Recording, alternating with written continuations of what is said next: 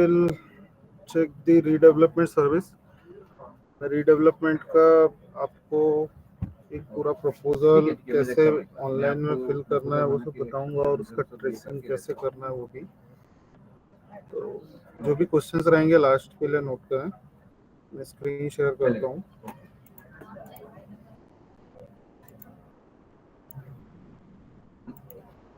नहीं है बाहर, नहीं वो अंदर ही आना चाहिए, रैप चाहिए था।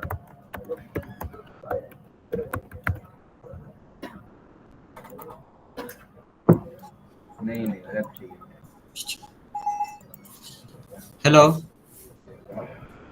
हेलो सर जी, नमस्ते सर जी। बोलिए। यस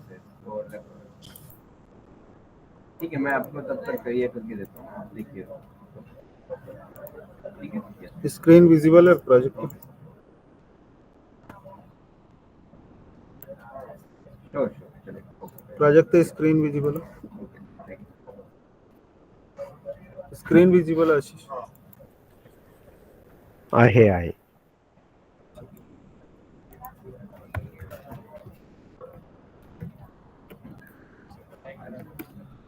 सो बीपीएमएस में लॉगिन करना है एज यूजुअल, जैसी सर्विस है वही। मैं मेनली आप लोग को जो रिप्रेजेंट करना चाह रहा हूँ वो एक एरर के बारे में है जो कि अभी जनरली फेस हो रहा है लोगों से। बीच में रीडेवलपमेंट का जो पैच गया उसमें जो चेंजेस आए उसमें HTML में और ड्राइंग टेबल्स में हम लोगों ने नए कॉलम जो ऐड किए, जिसमें कि इंसेंटिव FSI का एंसलरी का कैलकुलेशन बराबर नहीं आ रहा था टोटल में, specially for the mix cases, mix type proposal के लिए। तो वो हम लोगों ने अभी अपडेट किए हैं। मैं एक न्यू प्रपोजल पूरा बना के दिखाता हूँ। यहाँ पे देखिए, सपोज दैट मुझे रीडेवलपमेंट ऑफ डेंजरस बिल्डिंग लेना है। सब सर्विस टाइप मेरा सेलेक्ट करना जरूरी है एज पर 7.6.1 एंड 7.6.2। जो भी आप कंडीशन लेते हैं उसके अकॉर्डिंग आपको ये सिलेक्शन लेना है। रीजन हम लोग सेलेक्ट करेंगे। यहाँ पे असेसमेंट रिकॉर्ड या किसी का कॉपी होगा तो वो हम यहाँ पे अपलोड करेंगे। एग्जैक्टली एग्जिस्टिंग टेनेट्स कितने हैं उसकी संख्या लगाएंगे। प्रोजेक्ट का नाम,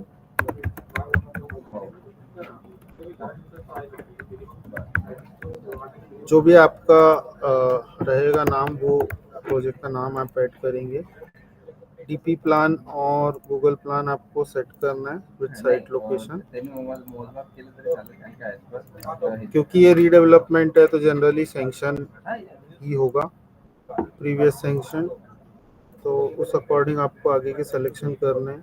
सपोज दैट कि मैंने ये सब सिलेक्शन किया है, नॉन कंजेस्टेड में सैंक्शन लेआउट है, सेव करिए।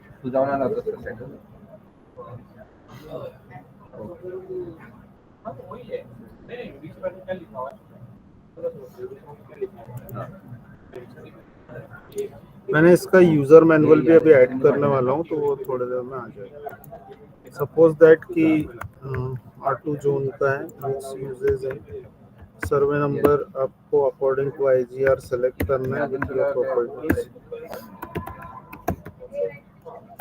विलेज मौजा name, suppose that 1000 square metre का मेरा एरिया है। Area as per revenue record CTS में अब आपको यहाँ पे सेलेक्ट करना है।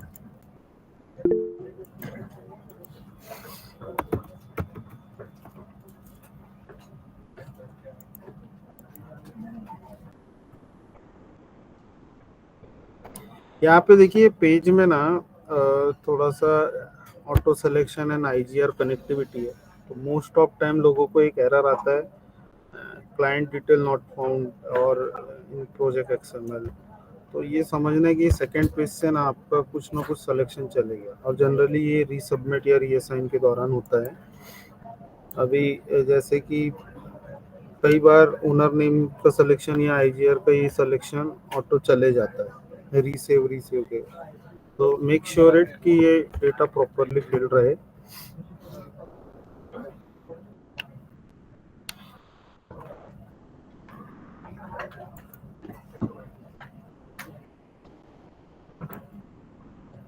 ये क्या वो तेरे पास फोटोज है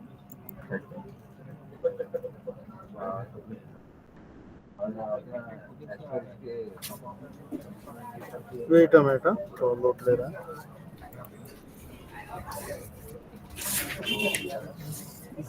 कल आके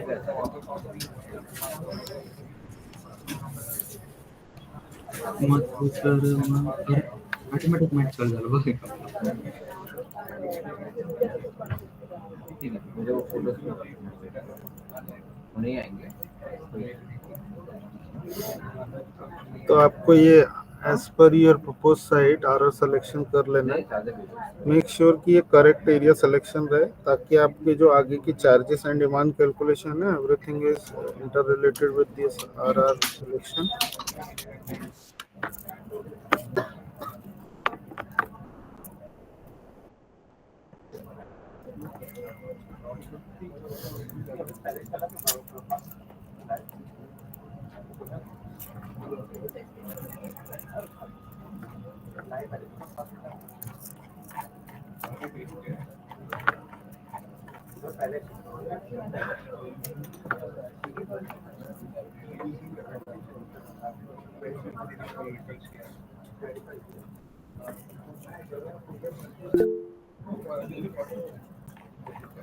मैं फिल किया हुआ डेटा में दिखाता हूँ। आ गया, ठीक है। ओनर नेम आपको सेलेक्ट करना है।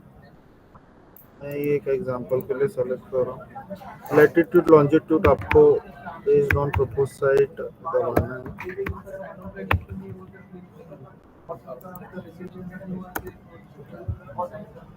हाँ, तो ये अभी अदर डिटेल का पेज देखेंगे। यहाँ पे ध्यान से देखिए, जब मैंने proposal type of proposal mix या ग्रुप हाउसिंग लिया है तब ये मेरा एक एडिशनल फील्ड यहाँ पे आपको दिखाई देगा, इंसेंटिव एफएसआई फॉर रीडेवलपमेंट।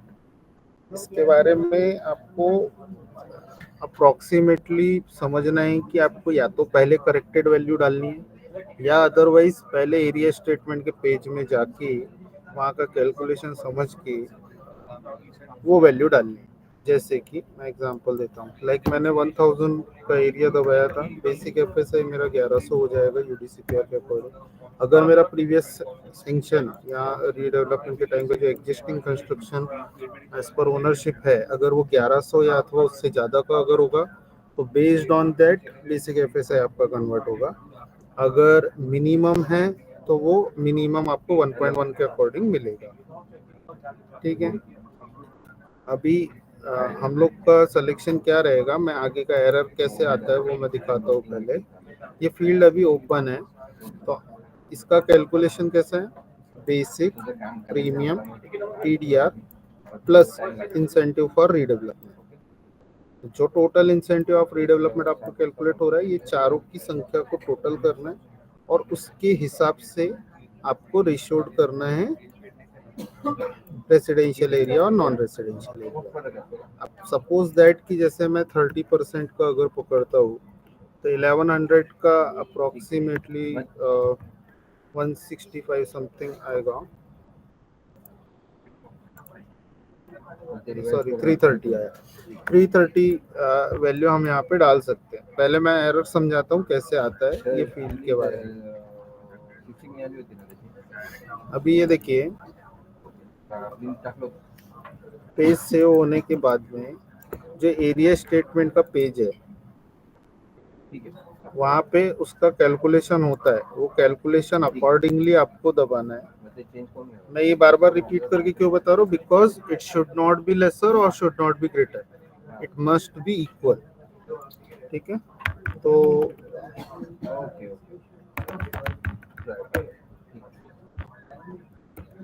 ठीक है, 10 फ्लोर का बिल्डिंग है।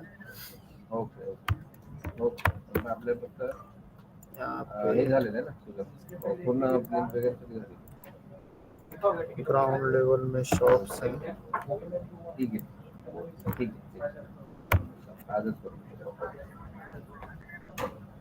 ठीक आहे. ठीक. फ्लैट्स लेंगे.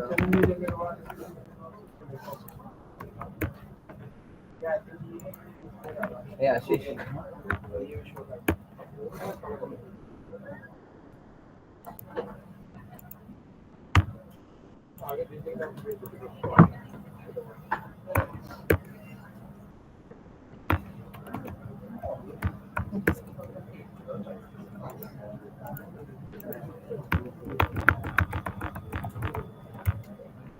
ठीक है, तो ये मैंने 10 फ्लोर के हिसाब से डेटा सेव किया है.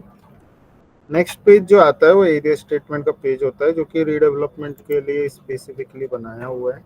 जैसे कि आपने देखा कि हमारा प्लॉट एरिया जो हो रहा है वो 1000 स्क्वायर मीटर हो रहा है as per front end and previous page selection. तो यहाँ पे एग्जिस्टिंग बिल्टअप एरिया आपको 1100 मिल गया. ठीक है, अभी हम ओनरशिप जो एग्जैक्टली रीडेवलपमेंट के टाइम में जो एग्जिस्टिंग कंस्ट्रक्शन है, एग्जिस्टिंग बिल्टअप एरिया है, उसका एरिया दबाएंगे. Suppose that it is also 1100. Then यहाँ पे ये 30% इंसेंटिव का कैलकुलेशन होके आ रहा है. बट अंटिल आपको ये क्वेश्चन सेलेक्ट करना है कि आपको कौन सा सिलेक्शन लेना है, 30-50% लेना है या पर 10 में 15 स्क्वायर मीटर लेना है. ठीक है, 30-50 के अकॉर्डिंग जैसे अगर हम देखते हैं तो मेक श्योर ये डेटा डालने के बाद में आपको ये डेटा फिल करना कंपलसरी है. बिकॉज ऑफ दैट इसको और इसको मिला करके ये फील्ड में कैलकुलेशंस आएंगे. ठीक है, सपोज दैट मैं एक टेनामेंट का जैसे डिटेल डालता हूँ,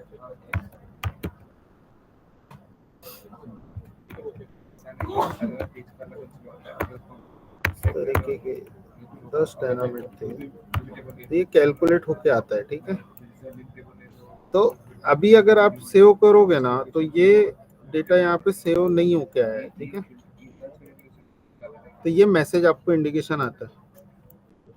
ठीक है, अभी ये क्यों आ रहा है, क्योंकि ये मिक्स प्रपोजल है और उसको डिफाइन नहीं हो पा रहा है कि भाई उसका जो एक्चुअल प्रपोज एंसेलरी रहेगा या प्रपोज बिल्टअप एरिया रहेगा रेसिडेंशियल नॉन रेसिडेंशियल वाइज, उसके वजह से. ठीक है, अभी हम इसको वापस से जाके चेंज करेंगे.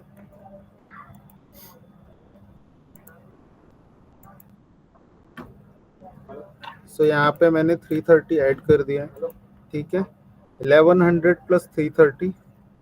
ठीक है, 1430 हो गया. रेसिडेंशियल एरिया सपोज दैट 1000 है.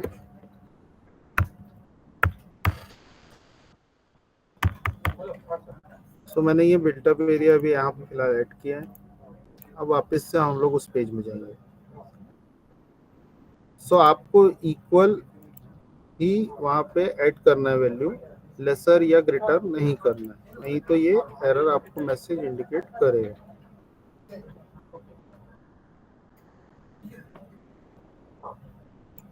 हम लोग एक बार और एरिया दबाएंगे.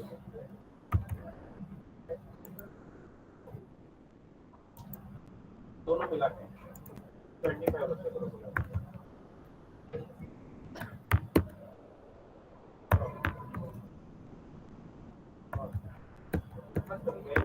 तो क्या करें,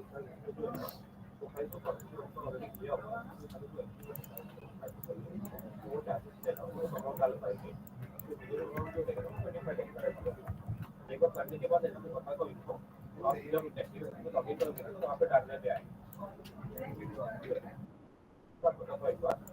जब लॉगिन करेगा तो आपको समझ में आएगा.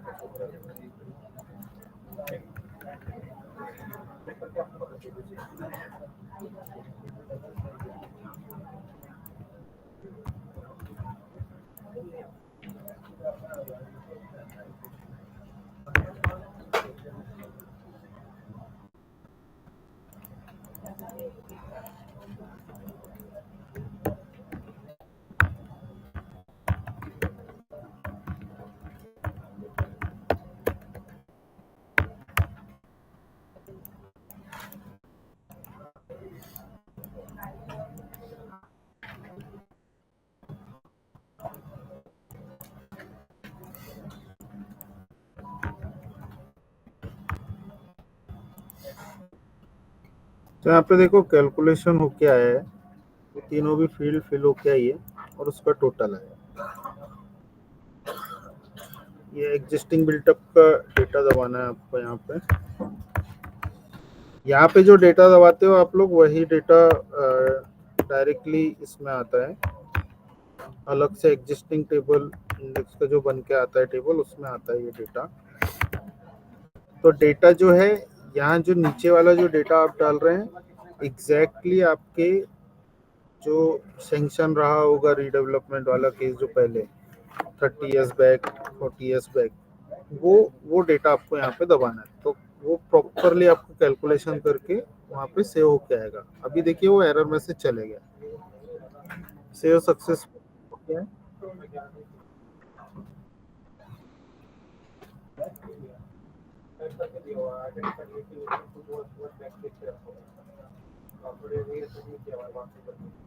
डेटा सेव करेंगे,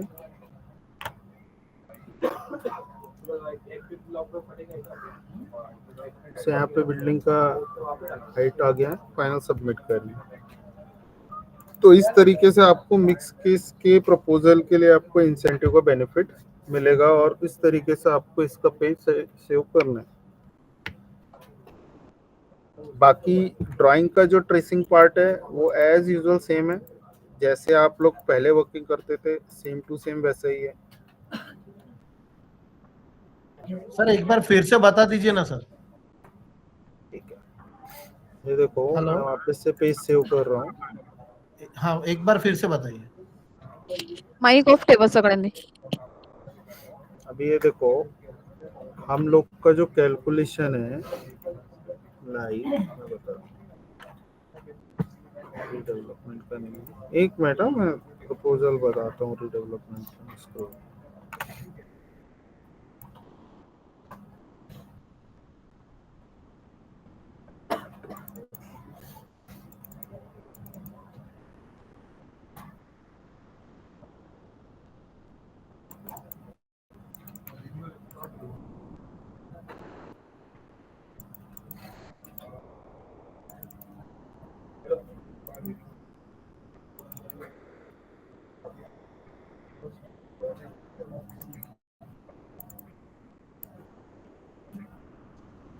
ये देखो अभी क्या होता था ना पहले, अभी जो लाइव में इशू है उसमें क्या होता है, ये जो इंसेंटिव है इसमें जो प्रपोज होने परमिसिबल और प्रपोज होने वाली वैल्यू है, ये ऑटो कैलकुलेट होके आती है। ठीक है, तो अभी क्या हो रहा था, ये जो टोटल आ रहा है, इस टोटल में सम टाइम ये एंसेलरी का प्रपोज वैल्यू नहीं ले रहा था। अभी एंसेलरी का प्रपोज वैल्यू लेने के लिए क्या सीन है, बेसिक प्रीमियम टीडीआर प्रपोज्ड वाले, उसके ऊपर 60-80% एंसेलरी। तो रीडेवलपमेंट के केस में इंसेंटिव जो बन रहा है, उस इंसेंटिव के ऊपर में भी आपको एंसेलरी मिलता है, जो कि अभी आपको जो टाइप ऑफ प्रपोजल रेसिडेंशियल है उसके लिए इशू नहीं है। जो टाइप ऑफ प्रपोजल मिक्स या ग्रुप हाउसिंग है उसके लिए। क्यों? क्योंकि यहाँ अदर डिटेल के पेज में हम लोगों ने बाइफर्केशन ऑफ एफएसआई यहाँ पे दिया हुआ है। ठीक है, सपोज दैट कि मेरा प्लॉट एरिया 1000 स्क्वायर मीटर का है, 1000 स्क्वायर मीटर के हिसाब से मेरा बेसिक एफएसआई 1.1 के हिसाब से मुझे 1100 मिलता है। अगर मेरी 30 इयर्स बैक वाली बिल्डिंग का बिल्टअप एरिया वो टाइम में 1100 ही था, तो मुझे 1100 का 1100 1.1 वैसा मिल जाएगा। ठीक है, अगर कम होता है तो भी आपको 1.1, अगर ज्यादा होता है तो ज्यादा का मिलेगा। फिर आपका प्रीमियम टीडीआर की वैल्यू उस हिसाब से रेशनल वाइज चेंज होगी। ठीक है, अभी बेसिक एफएसआई में हम लोगों ने 1100 डाला है। ठीक है, 1000 का मल्टीप्लाइड बाय 1.1 1100। अभी 1100 का अगर आपका बिल्टअप एरिया एग्जिस्टिंग था उस टाइम में ओनरशिप में, तो उसका 30% कितना हो जाता है, 330 हो जाता है। तो अब जब आप इसको रेशनल करेंगे रेसिडेंशियल और नॉन रेसिडेंशियल को, तो क्या होगा, 330 प्लस 1100 इज इक्वल टू 1430। ठीक है, 1430 को हमने रेशनल किया है, नॉन रेसिडेंशियल 430 है, रेसिडेंशियल 1000। अभी 2 मिनट के लिए अगर मैं इसको 0 0 करता हूँ तो ये वैलिडेशन चले जाता है।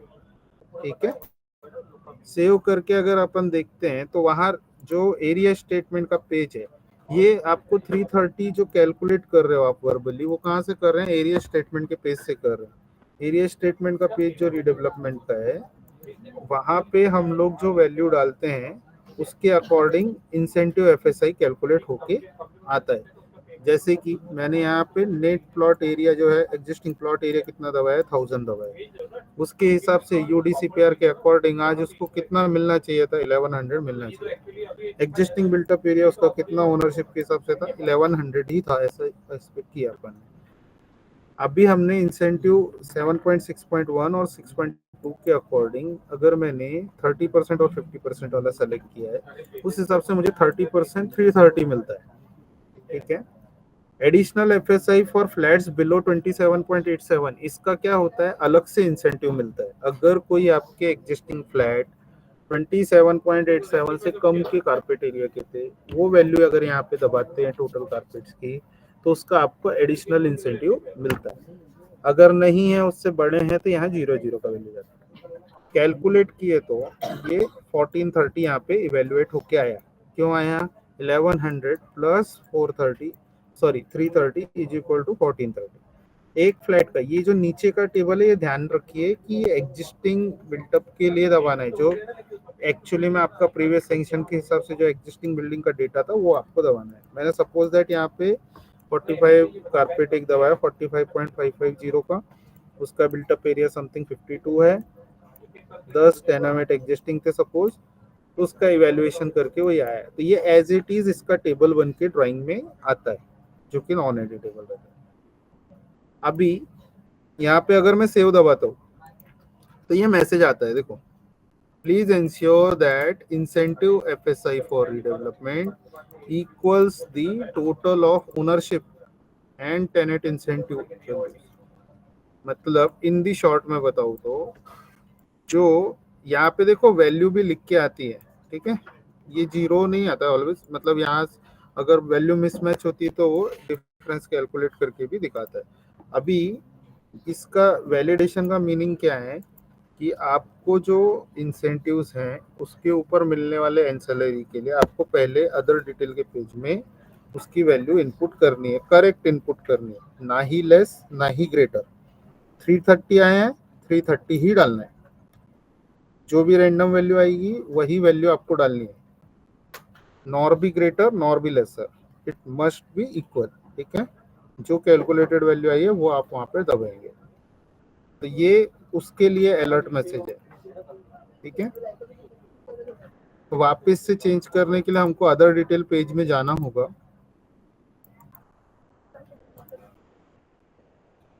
सपोज दैट मैं यहाँ पे 250 दबाता हूँ, 330 आया था ना मेरा,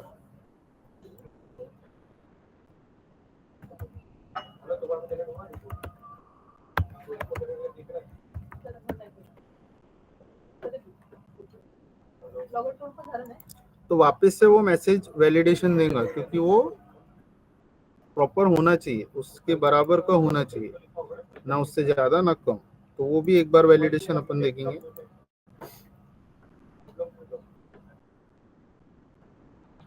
again I am clicking the save button. So यहाँ पे देखो वैल्यू लिख के आ रहा है, incentive FSI for redevelopment enter is 250। कितना एंटर करना है हमको? ये अलर्ट मैसेज तब तक आते रहेगा जब तक कि इससे इक्वल नहीं होता। ठीक है, तो सेम लॉजिक किसके लिए भी लगेगा? अगर आपका बोथ वाला भी अगर कंडीशन रहा तो उसके लिए भी सेम लॉजिक लगेगा। और ये फील्ड आपको सिर्फ मिक्स टाइप या ग्रुप हाउसिंग टाइप के लिए ही दिखाई देगी। Regular type of proposal residential के लिए ये एरर नहीं आते, वो ऑटो कैलकुलेट होता है, सिस्टम ऑटोमेटिकली कैलकुलेट करता है। This is only for the mix type cases where you have to define the residential and non-residential FSI area to evaluate the proposed ancillary। ठीक है, अभी मैं ये सेव करूंगा, द पेज गेट सेव। तो doubt clear हुआ जिन्होंने भी ये क्वेश्चन पूछा था हम लोग का? मेरा आवाज जा रहा है ना? अकेले गुनगुना रहा हूँ मैं। हाँ सर आ रहा है। या तो डाउट क्लियर है सबके? इस तरीके से रहने वाला है ये। ट्रेसिंग पार्ट आप लोग को आता है, मैं उसमें ज़्यादा टाइम नहीं लूँगा आप लोग का। जस्ट ऑफ 3 बता। सर 1 मिनट मेरा कोई बोलिए बोलिए। सर जो आवाज आ रहा है अपन बोलिए। डेवलपमेंट को प्रोजेक्ट लेते हैं अरे तो मोबाइल से प्रोजेक्ट बंद को अपने करके को किससे बोलो? 1.10 दो बेसिक जगह से बोल मिलता रहा है, है आवाज इको हो रहा है। एंड हेलो आवाज इको हो रहा है, बोलना। आवाज इको हो रहा है, एक माइक से बोलिए। 1 मिनट मैं फिर से join करता फिर। दो जगह से लॉग इन हो, एक जगह से बोलो। सर एक और क्वेश्चन था, जो सब डिवीजन का मेरा प्रपोजल है ना, उसका मैं सर्विस एप्लीकेशन फॉर्म फिल करने के बाद डाउनलोड कर रहा हूँ ना, तब वो मुझे नॉट फाउंड की विंडो शो कर रहा है। मालिक अपन रीडेवलपमेंट में थे, आप सब डिवीजन सर कहाँ? आवाज आ रही है अभी? रीडेवलपमेंट से सब डिवीजन कहाँ चलेगा? हेलो, हाँ एका बोलिए। एकाने बोला. Hello hello. हाँ, रीडेवलपमेंट के प्रोजेक्ट को अपना 1.10 और प्रीमियम और एंसेलरी यूज करके रीडेवलपमेंट के लिए एडिशनल एफएसआई कुछ मिल सकता है क्या? क्योंकि रीडेवलपमेंट ही अपने आप में एक एडिशनल एफएसआई है भाई, उसी के ऊपर इंसेंटिव मिलता है। उसको कितना है लेकिन एडिशनल? 1.6.1 और 7.6.2 का रेगुलेशन चेक करो, उसके अकॉर्डिंग आता है। ओके